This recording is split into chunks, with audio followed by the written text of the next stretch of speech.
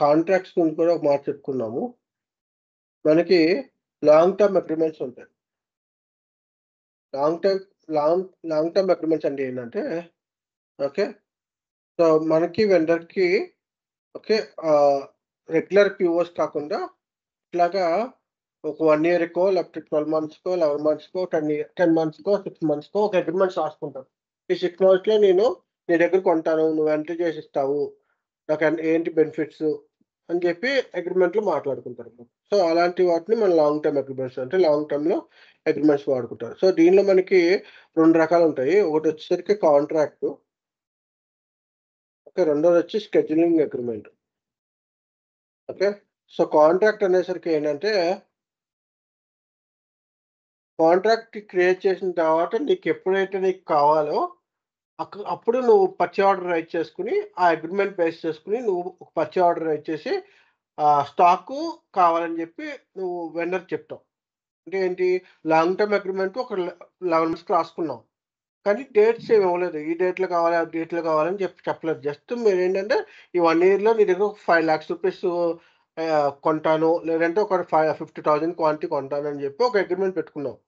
So, ఇక్కడ నీకు ఎప్పుడు ఎంత కావాలని చెప్పి ఇంకా చెప్పలేదు. ఎప్పుడు చెప్తావు? PO క్రియేట్ చేసి మళ్ళీ సెపరేట్‌గా నాకు ఈ క్వాంటిటీ కావాలి ఇప్పుడు పంపించు అని చెప్పి అడుగుతావు.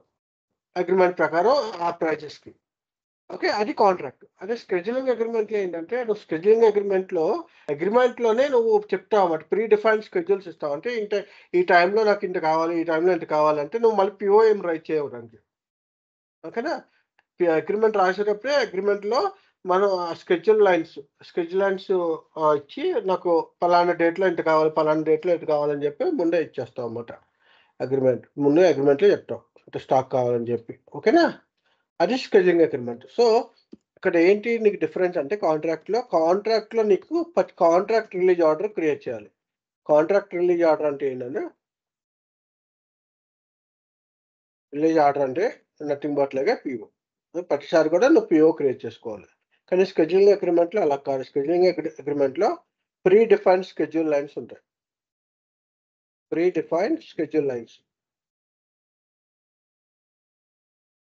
ఈ ప్రీ డిఫైన్డ్ స్కెడ్యూల్ లైన్స్‌లో ఏం చేస్తావు? నువ్వు ముందే డెలివరీ డేట్స్ ఇచ్చేస్తావు. ఈ డెలివరీ డేట్‌లో ఇంత కావాలని చెప్పి ప్రీ డిఫైన్డ్ డెలివరీ డేట్స్ ఇచ్చేస్తావు. Delivery dates are defined. Okay. మళ్ళీ ఎప్పుడు డిఫైన్ చేయాలి ఏంటి అనేదంటే షార్ట్ టర్మ్‌లో కూడా డిఫైన్ చేసుకోవచ్చు. లాంగ్ టర్మ్‌లో కూడా డిఫైన్ చేసుకోవచ్చు. నీ అగ్రీమెంట్ ఒక 1 ఇయర్‌కి. కానీ నీకు నెక్స్ట్ 4 వీక్స్‌కే తెలుసు. అప్పుడు షార్ట్ టర్మ్ కూడా అగ్రీమెంట్స్ ఇచ్చుకోవచ్చు. ఓకేనా? క్లియరా? సో, అది ప్రీ డిఫైన్డ్ ఇక్కడ PO ఉంటదన్నమాట. There is no PO here. Scheduling అగ్రీమెంట్‌లో అగ్రీమెంటే ఉంటది. కానీ ఇక్కడ ఏముంటది? కాంట్రాక్ట్‌లో కాంట్రాక్ట్ పర్చేజ్ ఆర్డర్ ఉంటది. సో, ఇక్కడ GR చేసుకున్నప్పుడు ఏంటంటే reference to the contract release order. PO base చేసుకొని GR రిసీవ్ చేసుకుంటాం. కానీ ఇక్కడ GR చేసినప్పుడు ఏంటంటే with reference to the schedule and categories. Schedule agreement ఉంటుంది కదా! అగ్రీమెంట్ స్కెడ్యూల్ అండ్ కేటగరీస్ ఉంటాయి కదా! దాన్ని బేస్ చేసుకొని సిస్టమ్ యాక్సెప్ట్ చేస్తది. ఓకేనా? అర్థమైందా డిఫరెన్సు?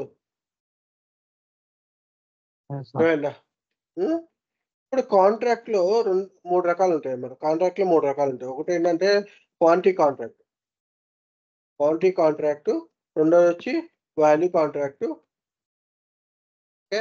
మూడోదొచ్చి 2, 3 వచ్చి పైకెళ్ళిందా? సరే. రెండొచ్చేసరికి వాల్యూ కాంట్రాక్టు. మూడొచ్చేసరికి సెంట్రల్ అగ్రీమెంట్ కాంట్రాక్ట్ అనమాట. సో, ఏంటి అంటే తేడా చెప్పా కదా ఇందాక. కాంట్రాక్ట్‌లో నువ్వు పలానా క్వాంటిటీ కొంటాను. పలానా డేట్స్ నుంచి ఎప్పుడు 6 మంత్స్ ఉందనుకో, 6 మంత్స్ అగ్రీమెంట్ అనుకో. 6 మంత్స్ అగ్రీమెంట్‌లో నువ్వేం చెప్పావు? 50,000 క్వాంటిటీ కొంటానని చెప్పి 50,000 క్వాంటిటీ కొంటానని చెప్పి అగ్రీమెంట్ పెట్టుకున్నావు. ఈ 6 మంత్స్‌లో. ఓకే. అది క్వాంటిటీ కాంట్రాక్ట్. అదే ఈ 6 మంత్స్‌లో నేను వాల్యూ డిఫైన్ చేసుకున్నాను. అంటే పలానా ₹5,00,000 నేను పర్చేస్ చేస్తాను నీ దగ్గర నుంచి అని చెప్పి వాల్యూ డిఫైన్ చేసుకున్నప్పుడు వాల్యూ కాంట్రాక్ట్ ఉంటది. ఓకే. సెంట్రల్ అగ్రీ కాంట్రాక్ట్ అంటే ఏదైనా ఒకటి అవ్వచ్చు. Either it may be quantity or it may be value ఏదైనా డిఫైన్ చేసుకోవచ్చు. సో, అది సెంట్రల్ అగ్రీమెంట్ కాంట్రాక్ట్‌లో ఏంటంటే ఐదర్ క్వాంటిటీ ఆర్ వాల్యూ ఏదైనా పర్లేదు. వాల్యూ బేస్ చేసుకొని ఉంటదన్నమాట. అది కాంట్రాక్ట్. ఓకేనా? క్లియరా? సో, దీనికి డిఫైన్ చేయాలంటే కాంట్రాక్టు ఏమైనా క్వశ్చన్స్ ఉన్నాయా ఇక్కడ దాకా? ఇప్పుడు కాంట్రాక్ట్ డిఫైన్ చేసుకోవాలంటే కాంట్రాక్ట్‌కి ఓకే. టీ కోడ్ వచ్చి ME31K. ME31K. ఓకే. సో, ఇక్కడ మనం అగ్రీమెంట్ టైప్ బేస్ చేసుకొని క్వాంటిటీ కాంట్రాక్టా లేకపోతే అగ్రీమెంట్ టైప్ బేస్ చేసుకొని క్వాంటిటీ కాంట్రాక్టా, వాల్యూ కాంట్రాక్టా, సెంట్రల్ అగ్రీ కాంట్రాక్టా అనేది తెలుస్తది. సో, నేనిప్పుడు MEK1లోకి వెళ్తాను.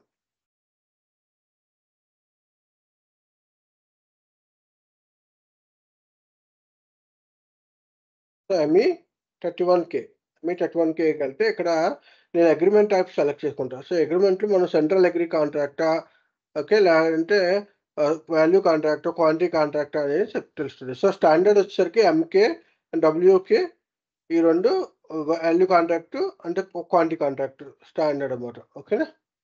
ఇది సెంట్రల్ కాంట్రాక్ట్. SCCTR అంటే సెంట్రల్ కాంట్రాక్ట్. ఓకేనా? క్లియరా? ఇప్పుడు నేను క్వాంటిటీ కాంట్రాక్ట్ ఎంటర్ చేస్తా. క్వాంటిటీ కాంట్రాక్ట్ క్రియేట్ చేస్తా. సపోజ్ 1000 నేను ఏం చేస్తున్నాను? క్వాంటిటీ కాంట్రాక్ట్ ఎంటర్ చేస్తున్నాను. సో, మిగతా అంటే సేమ్ పర్చేజ్ ఆర్గనైజేషన్ గ్రూప్ ఇయన్నీ సేమ్.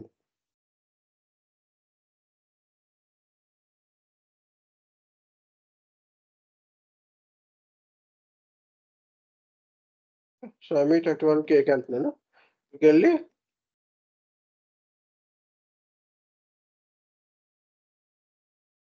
ఓకే. సో, ఎంటర్ చేసిన తర్వాత పర్చేజ్ ఆర్గనైజేషన్ ఎంటర్ చేస్తున్నాను. తర్వాత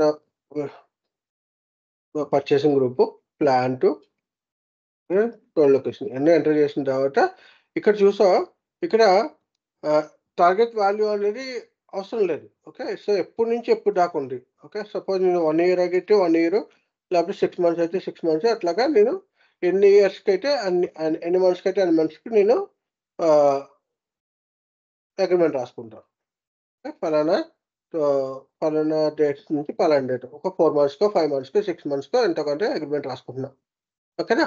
సో, అగ్రీమెంట్ రాసుకొని ఇక్కడ ఏం చేస్తాను నేను, ఇక్కడ వాల్యూతో సంబంధం లేదు. కానీ నేను మెటీరియల్స్ ఇంత కొంటాను అని చెప్పి నేను టార్గెట్ క్వాంటిటీ ఇచ్చుకుంటున్నా. టార్గెట్ క్వాంటిటీ ఇచ్చుకుంటున్నా అన్నమాట. ఓకేనా?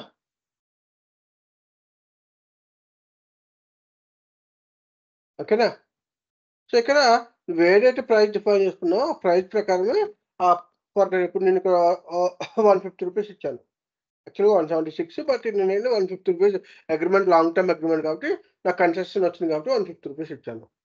ఓకే.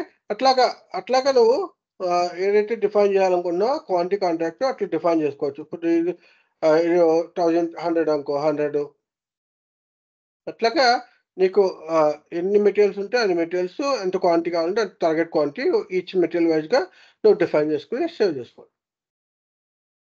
ఓకేనా? ఇది క్వాంటిటీ కాంట్రాక్ట్. ఈ క్వాంటిటీ కాంట్రాక్ట్ డిఫైన్ చేసినప్పుడు క్వాంటిటీ బేస్ చేసుకొని ఉంటది. ఓకే. అంటే నేను వాల్యూ డిఫైన్ చేసుకున్నాను. ఇక్కడ చూడు అగ్రీమెంట్ టైప్ ఎంకే. ఓకే. అంటే నేను వాల్యూ బేస్ చేసుకున్నాననుకో అగైన్ ME31Kకెళ్ళి ఏం చేస్తాను ఇక్కడ సేమ్ వెండర్ ఇచ్చాను. ఇచ్చి ఓకే. 100 నేను ఇచ్చాను. ఇక్కడ నేనేం చేస్తున్నాను అగ్రీమెంట్ టైప్ వచ్చేసరికి వాల్యూ కాంట్రాక్ట్ ఇస్తున్నా. ఈ వాల్యూ కాంట్రాక్ట్ ఇచ్చినప్పుడు ఏమవుద్ది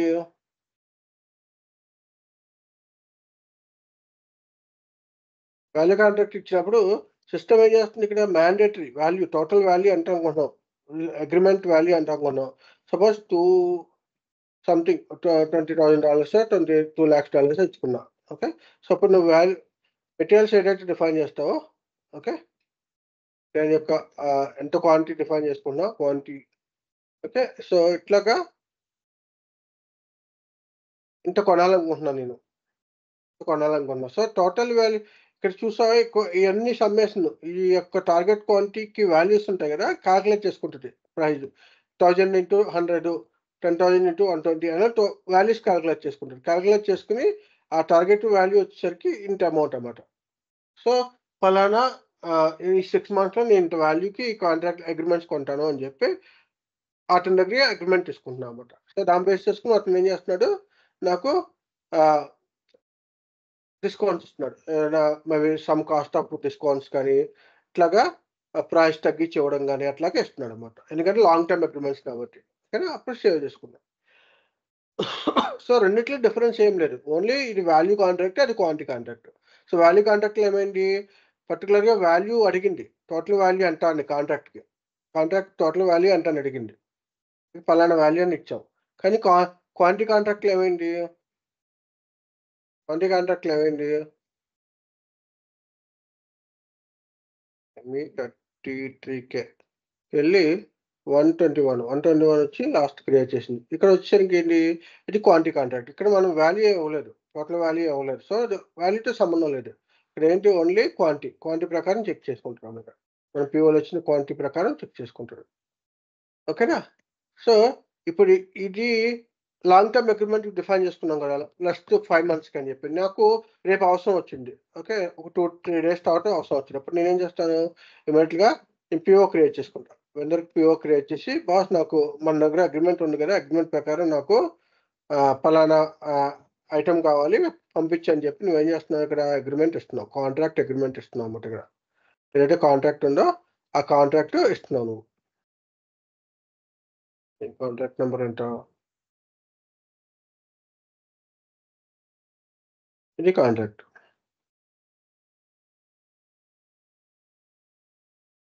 కాంట్రాక్ట్ ఇచ్చి అవుట్లైన్ అగ్రీమెంట్ కాంట్రాక్ట్ ఇచ్చి ఓకే.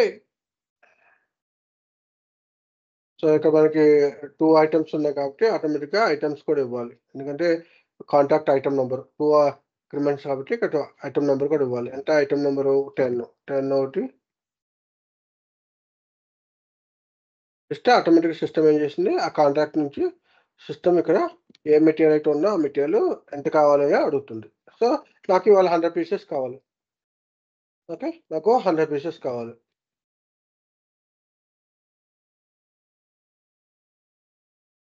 ఇప్పుడు నేను నార్మల్‌గా పీఓ క్రియేట్ చేశా. కానీ నేనేం చేస్తున్నాను ఇక్కడ నా కాంట్రాక్ట్ యూజ్ చేసుకుంటున్నా. నాకు ఈ కాంట్రాక్ట్ ఏదైతే ఉందో ఆ కాంట్రాక్ట్‌ని యూజ్ చేసుకుంటున్నా. ఆ కాంట్రాక్ట్ యూజ్ చేసుకుంటున్నాం కాబట్టి నేను ఏదైతే రిసీవ్ చేసుకుంటానో స్టాకు అదంతా కూడా కాంట్రాక్ట్ కనెక్ట్ అయ్యి ఉంటుంది. ఎంఐజీఓలోకెళ్ళి గూడ్స్ రిసిప్ట్ రిసీవ్ చేస్తున్నాననుకో ఓకే. సో ఇక్కడంతా కూడా సేమ్ పర్చేజ్ ఆర్డర్ బేస్ చేసుకొని అంతా జీఆర్ చేస్తాం. ఏం తేడా ఉండదు. ఓకే. ఎంత 100 క్వాంటిటీ ఎంత రిసీవ్ చేసుకుంటున్నాము. అంతా కూడా సేమ్ ఉంటది. ఓకే. సేవ్ ఉండి సేవ్ చేసుకున్నామనుకో ఓకే. ఏదో ఇష్యూ వస్తుంది. సో ఇదంతా కూడా ఎంటర్ చేసాం కదా! ఎంటర్ చేసిన తర్వాత ఏమంటే ఇక్కడ మనం ఆహ్, ఇక్కడ చెక్ చేసుకుంటాం మన సిస్టమ్. ఓకే. ఇది లాంగ్ టర్మ్ అగ్రీమెంటు. సో ఎంత వాల్యూ ఇప్పటిదాకా కొనుక్కున్నాము. ఇంకా ఎంత బ్యాలెన్స్ ఉంది అన్నీ కూడా చెక్ చేసుకుంటున్నాము. ఎంత క్వాంటిటీ కొన్నాము, ఎంత క్వాంటిటీ ఇంకా బ్యాలెన్స్ ఉంది అని చెప్పి ఇక్కడ మనకి డీటెయిల్స్‌లో వస్తదనమాట. ఓకే. సో ఇక్కడ డీటెయిల్స్‌లో మనం చూసుకోవచ్చు అన్నీ. కండిషన్స్, మోర్ ఇన్ఫర్మేషన్స్‌లో ఎంత delivery address, additional data, information అంతా కూడా ఇక్కడ కనిపిస్తాయి. Statistics okay. ఇయన్నీ కూడా మనకి ఇక్కడ కనిపిస్తాయన్నమాట. ఓకే. సో ఇది క్వాంటిటీ కాంట్రాక్ట్. అంటే కాంట్రాక్ట్, పీఓ, జీఆర్, ఇన్వాయిస్ ఇంత కామన్. ఓకే. అయితే ఆహ్, స్కెడ్యూలింగ్ అగ్రీమెంట్ ఉందనుకో. కాంట్రాక్ట్ అర్థమైందా? ఏం డిఫరెన్స్ ఉండదు. ఓన్లీ కాంట్రాక్ట్ క్రియేట్ చేస్తాము. కాంట్రాక్ట్ రిఫరెన్స్ తీసుకొని మిగతా ప్రాసెస్ అంతా చేస్తాం. అది క్వాంటిటీ కాంట్రాక్ట్ అవ్వని, వాల్యూ కాంట్రాక్ట్ అవ్వని, సెంట్రల్ అగ్రీ కాంట్రాక్ట్ అవ్వని ఏదైనా అవని. సేమ్. ఓకేనా? అర్థమైందా? ఓకే. ఇప్పుడు స్కెడ్యూలింగ్ అగ్రీమెంట్ అనుకో ఎలా జరుగుద్ది? స్కెడ్యూలింగ్ అగ్రీమెంట్ అంటే ఎంఈ31 ఎల్. ఎల్ అంటే స్కెడ్యూలింగ్ అగ్రీమెంట్ అన్నమాట. ఈ కోడ్. సో అక్కడ ఏమవుద్దంటే ఎంఈ31 ఎల్‌లో ఓకే. స్కెడ్యూలింగ్ అగ్రీమెంట్ అన్నమాట. ఓకే. సో ఇక్కడ మనకు 2 టైప్స్ ఆఫ్ అగ్రీమెంట్స్ ఉంటాయి. LP and LPA. 2 types of agreement types ఉన్నాయి. One is LP, one is LPA. Okay. So ఎల్‌పిఏకి డిఫరెన్స్ ఏంటంటే ఒకటొచ్చి రిలీజ్ స్ట్రాటజీ. విత్ రిలీజ్‌తోనే వర్క్ అవుద్ది. ఇంకొకటొచ్చి వితౌట్ రిలీజ్. అంటే ఎల్‌పిఏ అంటే వితౌట్ విత్ రిలీజ్ అన్నమాట. రిలీజు. ఓకే. ఎల్‌పి అంటే వితౌట్ రిలీజ్. అంటే ఏంటంటే ఏం లేదు. ఆహ్, ఈ ఎల్‌పిఏ కండిషన్స్‌లో ఏమవుద్దంటే నువ్వు ప్రతిసారి కూడా రిలీజ్ చేయాలి. అంటే షెడ్యూల్ లైన్స్ డిఫైన్ చేసినా సరే నువ్వు దానికి కట్టుబడి కంపెనీ నుంచి ఒకడు రిలీజ్ చేయాలి అతనికి. రిలీజ్ చేసి ఇది నేను అప్రూవ్ చేస్తున్నాను నువ్వు పంపించు అని చెప్పి ఈవెన్ ప్రీ డిఫైన్ చేసినా సరే తను రిలీజ్ చేయాలన్నమాట. రిలీజ్ చేస్తే వారానికో, 15 రోజులకో, 20 రోజులకో అతను పంపిస్తాడు అతను వచ్చిన ప్రకారం. అదే ఎల్‌పీలో ఏంటంటే వితౌట్ రిలీజ్ అన్నమాట. ఏ అప్రూవల్స్ అక్కర్లేదు. నువ్వు స్కెడ్యూల్ అగ్రీమెంట్ క్రియేట్ చేయగానే అది ఆ ఇన్ఫర్మేషన్ అక్కడికి వెళ్ళగానే అతను దాని ప్రకారం పంపించేసుకుంటాడు. ఓకేనా? అది డిఫరెన్స్. సో, ఇక్కడ నేనేం చేస్తున్నానంటే ఎల్‌పీఏ 2 రకాలు. ఓకే. దెన్ మనం vendor again same validity period అంటే కొంచెం కామన్ అంట. ఓకే. దెన్ ఇక్కడ నువ్వు మెటీరియల్స్ ఇస్తున్నావు కదా! ఏ మెటీరియల్ అయితే ఇస్తున్నావో ఆ మెటీరియల్. సపోజ్ 100 ఐఫోన్ 200 ఇచ్చావనుకో 100 ఐఫోన్ 200 ఏ ప్లాంట్‌లో సపోజ్ 1100 ప్లాంట్‌లో తీసుకుందాం. ఎంత టార్గెట్ క్వాంటిటీ ఒక 10,000 అనుకుందాం. 10,000 టార్గెట్ క్వాంటిటీ. ఓకే. ఈ 8 మంత్స్‌లోనో 4 మంత్స్‌లో 10,000 టార్గెట్ క్వాంటిటీ అనుకుందాం. Okay. So, schedule agreement just create చేశాను. క్రియేట్ చేశా కదా! ఏం డిఫరెన్స్ ఆ కాంట్రాక్ట్‌కి దీనికి డిఫరెన్స్ ఏంటంటే ఓకే. స్కెడ్యూల్ లైన్ అగ్రీమెంట్‌లో మనం స్కెడ్యూల్ లైన్స్ డిఫైన్ చేయాలి. అంటే ఎప్పుడు కావాలి ఏంటని ముందు చెప్పాలి. సో, దానికి మనం ఏం చేస్తామంటే ఎంఈ38 అని ట్రాన్సాక్షన్ కోడ్‌లోకెళ్ళాలి. ఎంఈ38లోకి వెళ్ళి ఇక్కడ ఈ అగ్రీమెంట్‌కి ఓకే. నువ్వు ప్రీ డిఫైన్డ్ స్కెడ్యూల్ లైన్స్ చేయాలి. Okay. So, delivery schedules define చేయాలి ఇక్కడ. సపోజ్ నాకు ఇవాళ 22 కదా! 23న నాకు ఒక 10 పీసెస్ కావాలి. అలాగే సంథింగ్ లైక్ ఒక 30న ఒక 20 పీసెస్ కావాలి. ఓకే. ఇట్లాగా సంథింగ్ నెక్స్ట్ మంత్‌లో ఒక 20 పీసెస్ కావాలి. అట్లాగా నేను ప్రీ డిఫైన్డ్ షెడ్యూల్స్ చేస్తా కూడా. ఓకే. ప్రీ డిఫైన్డ్ షెడ్యూల్ చేసి ఓకే. అతనికి చెప్తున్నమాట. నాకు ఇది కావాలి, ఇది కావాలి, ఇది కావాలని చెప్పి నేను చెప్తున్నమాట. ఈ పలానా డేట్‌లో ఇది కావాలి, ఇది కావాలని చెప్పి. సో, దాని ప్రకారం సిస్టమ్ ఏం చేస్తుంది ఓపెన్ క్వాంటిటీ ఏదైనా క్వాంటిటీ అయిపోతే జీఆర్ క్వాంటిటీ అయిపోయిందని లేదంటే ఓపెన్‌లో ఉందని చెప్పి ఇస్తుందన్నమాట. సపోజ్ ఇవాళ డేట్ అంట 22 అనుకో. ఓకే. సపోజ్ 22 అనుకో. సో, నేను ఇలా డిఫైన్ చేశా కదా! ఇప్పుడు. ఓకే. డిఫైన్ చేశా కదా! ఎంఈ33ఎల్‌లో నేను చూసుకుంటాను. నా ప్రీ డిఫైన్డ్ షెడ్యూల్ లైన్స్. దీనికి మనం ఆల్రెడీ షెడ్యూల్ లైన్స్ డిఫైన్ చేసాం. రఫ్‌గా ఒక ట్రీ డిఫైన్ చేసాం. అదే కదా! రఫ్‌గా మనం ట్రీ డిఫైన్ చేసాం. Delivery schedules. అవునా? సో, ఇప్పుడు ఆ డేట్‌కొచ్చినప్పుడే నువ్వు జీఆర్ చేయగలవు. ఆ డేట్ రాకపోతే నీకు జీఆర్ చేయలేవు. సో, ఎప్పుడు ఎంఐజీఓలోకెళ్ళి షెడ్యూలింగ్ అగ్రీమెంట్ ఇచ్చి okay. Schedule line agreement sorry ఈ అగ్రీమెంట్ నంబర్ ఎంత? వైఫై ఇంటూ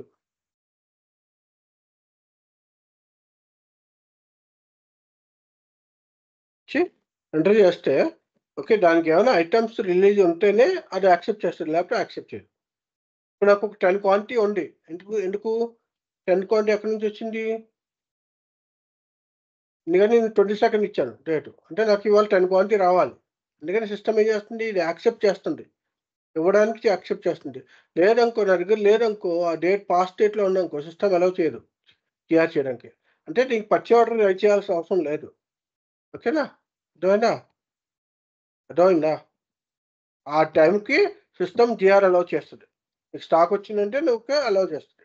ఇప్పుడు నేనేం చేస్తానంటే దీని డేట్ మార్చేస్తాను. ఫ్యూచర్ డేట్ పెడతా.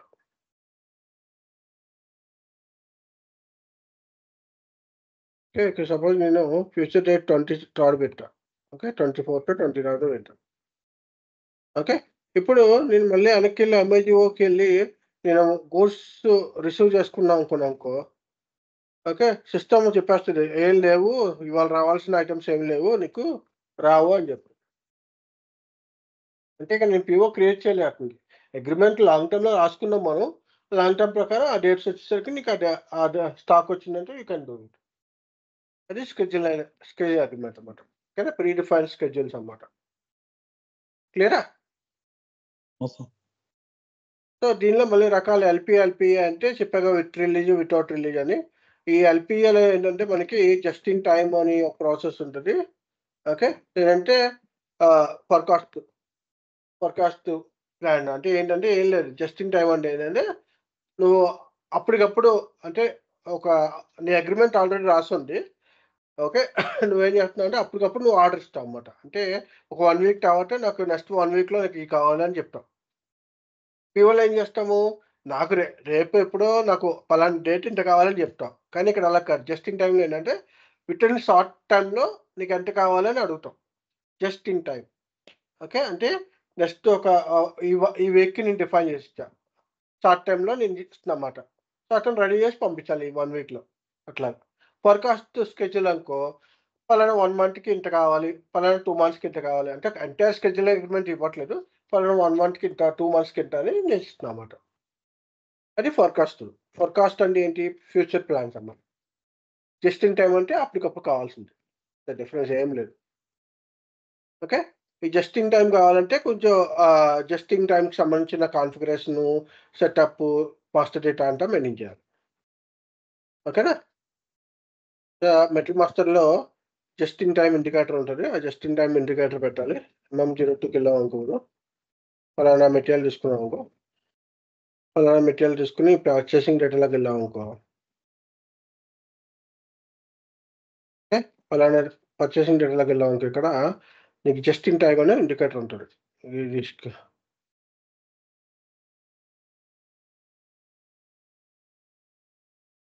ల్యాండ్ లెవెల్‌లో మనకి జస్ట్ ఇన్ టైమ్ అనే ఇండికేటర్ ఉంటది. Schedule indicator. ఆ just in time indicators menu చేసుకొని దానికి సరిపడా కాన్ఫిగరేషన్ చేసుకుంటే ఓకే. అది జస్ట్ ఇన్ టైమ్ అది కన్సిడర్ చేస్తదనమాట. ఓకే. సో, దానికి మళ్ళీ ఇంకొక ప్రాసెస్ ఉంటదనమాట. ఎలా అంటే దానికి ME84లు, ME85 అని చెప్పి కొన్ని ట్రాన్సాక్షన్ కోడ్స్ ఉంటాయి.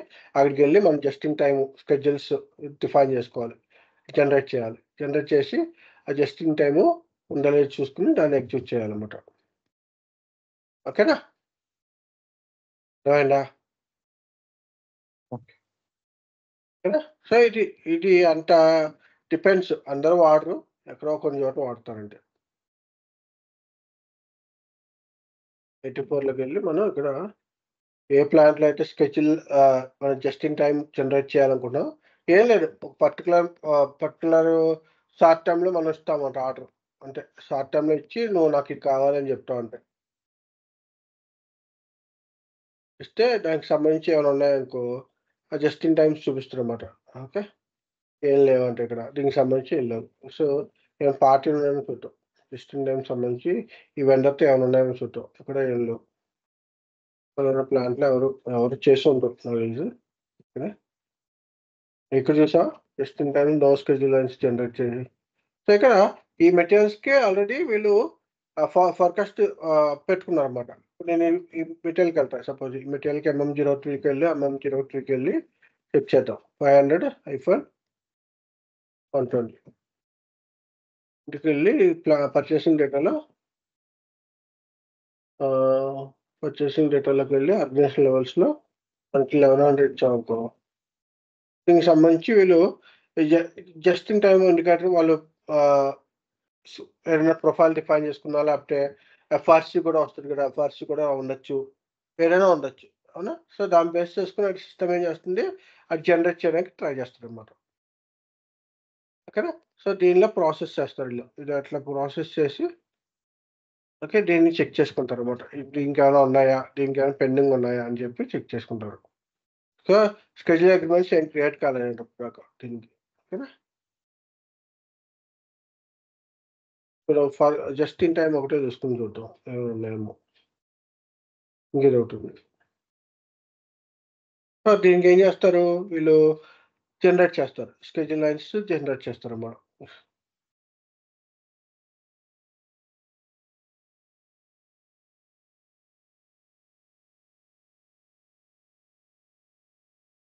క్రియేట్ స్కెడ్యూల్ లైన్స్ అన్నమాట. ఇక్కడ ఏంటంటే మనకి కింద టెస్ట్ రన్ ఉంది కదా! టెక్స్ట్ రన్ తీసేసి ఎగ్జిక్యూట్ చేస్తే ఏమైనా ఉన్నాయంటే దానికి సిస్టమ్ ఏం చేస్తది ఆహ్, స్కెడ్యూల్ జనరేట్ చేస్తదన్నమాట. దాన్ని జనరేట్ చేసి దానికేమైనా ఉంటే దానికి స్కెడ్యూల్ లైన్స్ అన్నమాట.